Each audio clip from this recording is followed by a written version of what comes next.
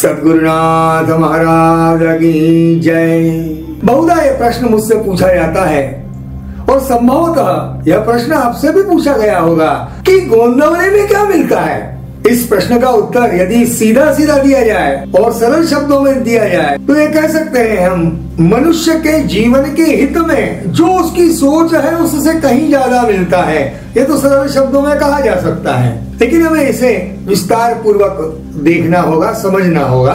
सारे संतों ने, महात्माओं ने, विभूतियों ने, मनीषियों ने जिस नाम का गुणगान गाया है, जो गोंदवले गया है, उसने वहाँ पर वो पाया है। श्री ब्रह्म चैतन्य महाराज गोंदवलेकर जी की कृपा से गोंदवले में नाम ही नाम समाया है और जो गोंदवले गया है उसने उसको पाया है, यानी नाम पाया है, भगवत नाम को पाया है। और भगवत नाम जिसने जीवन में पा लिया, समझो उसके जीवन का उद्धार हो गया। नाम की महिमा अगाध है, अकथनीय है, अवर्णनीय है। श्री ब्रह्म चैतन्य महाराज गोंदवलेकर जी ने कहा है कि गृहस्थी अच्छे से करना है और नाम भी अच्छे से करना है। मैं कहानी आपके सामने प्रस्तुत कर रहा हूँ जो नाम की महिमा बताएगी। एक व्यक्ति एक फैक्ट्री में काम करता था, रोज काम पर जाता था और घर पर आता था। ऐसे कई सैकड़ों लोग उस फैक्ट्री में काम करते थे, जाते थे, काम करते थे और वापस आते थे। एक व्यक्ति ऑफिस तो गया और पूरे समय काम भी किया, लेकिन जाते जाते उसे लगा कि इसके कक्ष में एक और चीज देख लेते हैं, सामान देख लेते हैं या कोई फाइल देख लेते हैं, उसके बाद हम घर जाएंगे। समय बीत चुका था, ऑफिस बंद होने लगा था, सब लोग चले गए और दरवाजे भी बंद होने लगे और वो उसी कक्ष में रह गया। उस काम में इतना मग्न हो गया कि किसी ने दरवाजा बंद कर दिया, उसे पता ही न पड़ा। जब उसने दरवाजा खोलने की कोशिश करी तो समय हो गया था, सब लोग चले गए थे। तो उसने आवाज भी दी, कोई सुनने वाला नहीं था, तो दरवाजा भी नहीं खोला। बड़ा परेशान हो गया, करे तो क्या करे। उसने भगवान को याद किया कि हे ईश्वर, तूने सबको मदद करी, मैं यहाँ पर फंस गया हूँ, कैसे मैं घर जाऊंगा, घर वाले परेशान होंगे, मेरी आवाज भी नहीं पहुंच रही, पर मेरी आवाज तुम तक तो पहुंच रही है, हे भगवान मेरी मदद करो। जब उसने ऐसा कहा तो थोड़ी ही देर बाद दरवाजा खटखटाने की आवाज आई और उसका जो चौकीदार है, जो गार्ड है, उसने दरवाजा खोला तो उसने देखा कि वो व्यक्ति वहां पर बैठा हुआ है। तो उस व्यक्ति ने उस चौकीदार से, गार्ड से पूछा कि हे भाई, तेरे को कैसे मालूम कि मैं यहाँ बंद हो गया था यार।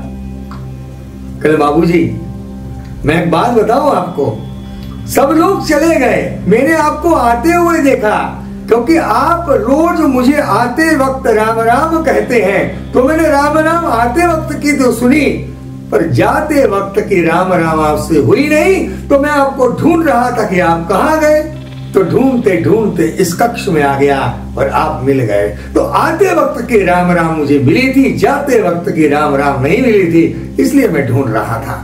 इस कहानी से संबंध होता है, केवल राम राम किसी व्यक्ति को कहने से आप विपदा से दूर हो गए, तो परमात्मा के इस राम नाम की महिमा कितनी अगाध होगी। इसका अर्थ यह हो गया कि एक व्यक्ति राम राम सुनने के लिए कितना आतुर है, कितना बेचैन है, तो भगवान भी उसके नाम के लिए कितना बेचैन रहता होगा, आतुर रहता होगा।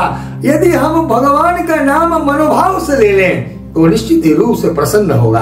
राम नाम की महिमा अगाध है, भगवत नाम की महिमा अगाध है। तो यदि भगवत नाम प्रेम भाव से, मनोभाव से हम लेंगे तो निश्चित ही रूप से हमारा जीवन मंगलमय होगा, सफल होगा और आनंदमय होगा। यही नाम पूरे गोंदवले में भरा हुआ है। जब आप वहां जाओगे तो समाधि के दर्शन होंगे।